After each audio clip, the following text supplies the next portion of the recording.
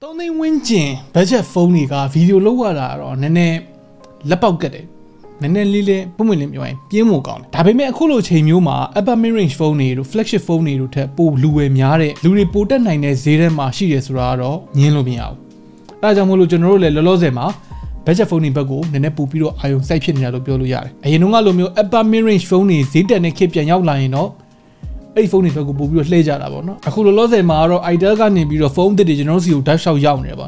8 him mamma at the trot hare, Itel P55 for a gong, showcase a little bit. Itel A70 runga, Toning Winjema, 4+256 get louty tabitare. So Tifo Mayo, Toning Winjene, Paris Saint Gimle, Anejadi by Shimele, the Shachileo. Okay, TBH Labs and you do worry. Tifonga, Zeno ya, Toning Natan Kurang Kuya, RAM Agene, storage 1 to 8 Yame. God damn, A70 runga 3G.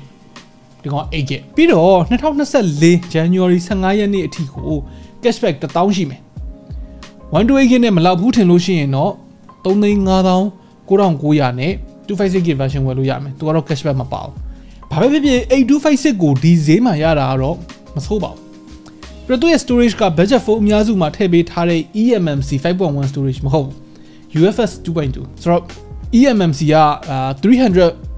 megabyte per second read speed 100 megabyte per second write speed လောက်ပဲရတဲ့အချိန်မှာဒီဖုန်းမှာသုံးထားတဲ့ UFS 2.2 က950 megabyte per second read ရ260 megabyte per second write speed ရလောက်ရပြီးတော့ storage latency ကလည်းနည်းတယ်ဆိုတော့ app ဖွင့်တာဘာညာမျိုးမှာ EMMC storage သုံးထားတဲ့ budget phone တွေထက်မသိမသာလေးပိုမြန်နိုင်မယ်ဒါပေမဲ့တွဲသုံးထားတဲ့ SoC က budget SoC နဲ့ဆိုတော့အရင်ကြီးတော့သိတာမှတော့မဟုတ်app ထဲဝင်ခြင်းမှာ loading time လေးတွေကနည်းနည်းတော့စောင့်နေရတော့မယ်ဒီဈေးမှာတော့ push book ကတော့မဖြစ်နိုင်ဘူးနည်းနည်းလေးတော့သီးခံရမယ် phone design ကကျွန်တော်ဟိုတလောတုန်းက showcase လုပ်ထားခဲ့ဘူးတဲ့ Itel A70 နဲ့တော့တိတ်တော့မကွာဘူးအဲ့လိုပုံစံမျိုးပဲကျောဘက် camera design ကလည်းတော်တော်လေးဆင်တယ် A70 မှာတော့ကလိုမျိုးပဲ camera ကတ်တော့အကြီး3ခုပါမယ်အဲ့3ခုထဲမှာတစ်ခုက flash ဖြစ်နေတာရယ်camera bump အောက်မှာ50 megapixel AI camera လို့ရေးထားတာတော့တိတ်တော့မကြောက်ဘူး logo နေရာမှာအခုပြထားသလိုမျိုး design ဘက် Itel ဆိုတဲ့ခက်သေးသေးလေးရယ် power ဆိုတဲ့စာသားလေးရယ်ပဲထည့်ပေးထားတယ်တချို့ budget phone တွေလိုမျိုး logo တွေကိုပြူးပြက်ပြီးထည့်ထားတာမျိုးတော့မဟုတ်ဘူးပေါ့နော်ဒီတစ်ခေါက်ကျွန်တော်တို့ရထားတဲ့ review နဲ့က moonlit black ဆိုတဲ့အရောင်ခက်ငိမ့်ငိမ့်အမဲရောင်လေးပဲ texture လည်း frosted glass ပုံစံမျိုးပဲနည်းနည်းကျန်းရှာရှာကိုမှလက်ထက်မှာကင်လို့ကောင်းတယ်ပေါ့နော်လက်ရလေးလည်းမထင်ဘူးတခြားအခုပြထားသလိုမျိုးရွေးချယ်စရာအရောင်နောက်ထပ်3မျိုးရှိမယ် aurora blue ရယ် extra purple ရဲ့အဲ့ဒီကောင်တွေကတော့ gradient color ပုံစံတွေဆိုတော့နည်းနည်းလေးတော့ပို bling bling ဖြစ်တာပေါ့ပိုလှတယ်ပေါ့ brilliant go ကတော့ရွှေရောင်ခက်တော့တော့ဒီဖုန်းမှာသုံးထားတာက plastic back plastic frame ပဲဒါပေမဲ့3သိန်းဝန်းကျင်ဆိုတဲ့ဈေးမှာကတော့ build quality ကတိတ်ရက်ပါတယ်တောင်းတောင်းတင်းတင်းလေးရှိတယ် flat frame မှာအနောက်ဘက် back cover မှာလည်း cuff မလုပ်ထားဘူးဆိုတော့လုံးဝ4000ဆန်ဆန် boxy shape ဘက်ကိုသွားတယ်အထူကလည်းဒီကောင် 8.55 mm ဝန်းကျင်ရှိတယ်ဖုန်းကနည်းနည်းလေးကြီးတယ်ထူတယ်ဆိုတော့ကိုင်ရတာတော့ comfortable အရင်ကြီးတော့မဖြစ်ဘူးဟိုထောက်နေရလက်ကိုနည်းနည်းလာဆူးတယ်ပေါ့နော်ဖုန်းရဲ့အောက်ဘက်ချမ်းမှာ 3.5 mm jack ရဲ့ type C port ရဲ့ speaker ရဲ့ပါမယ် speaker အတန်တော်ကျယ်တယ်ဒါပေမဲ့အဆုံးထိဖွင့်မယ်ဆိုလို့ရှိရင်တော့ distortion ဖြစ်မယ်အတန်ဆူးမယ်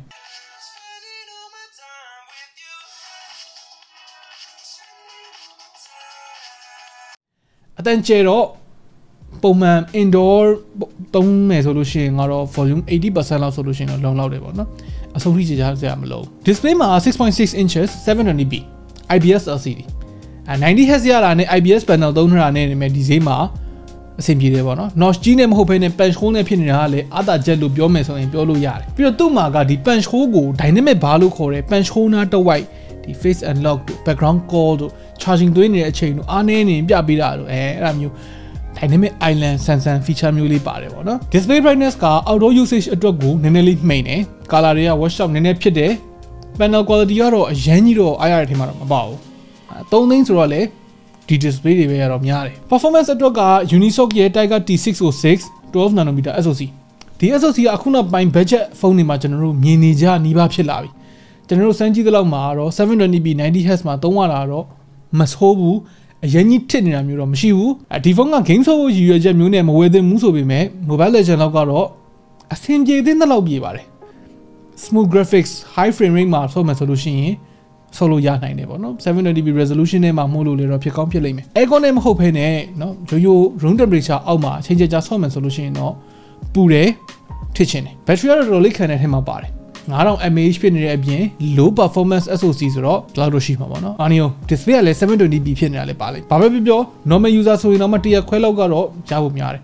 ချွေချွေတာသုံးမယ်ဆိုရင်2ရက်ပေါ့အားပြန်သွင်းမှုအတွက်က 18W fast charging ဆိုတော့တခြား budget phone တွေရဲ့ 10W တွေထက်တော့အသွင်းတာပိုမြန်တယ်ပေါ့ပြီးတော့ micro USB မဟုတ်တော့ဘူး type C ဖြစ်နေပြီအဲ့ဒါလေးကလည်းအဆင်ပြေတယ်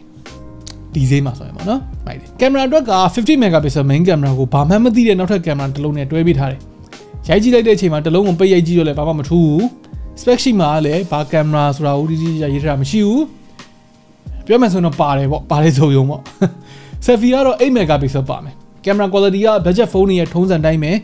အရန်တော့အားရကြတော့မရှိဘူးကိုယ်နဲ့အဆင်ပြေနိုင်လားဆိုတာကိုတော့ test shot လေးတွေပဲတစ်ချက်ကြည့်ပြီးတော့ဆုံးဖြတ်ကြည့်လိုက်ပေါ့နော်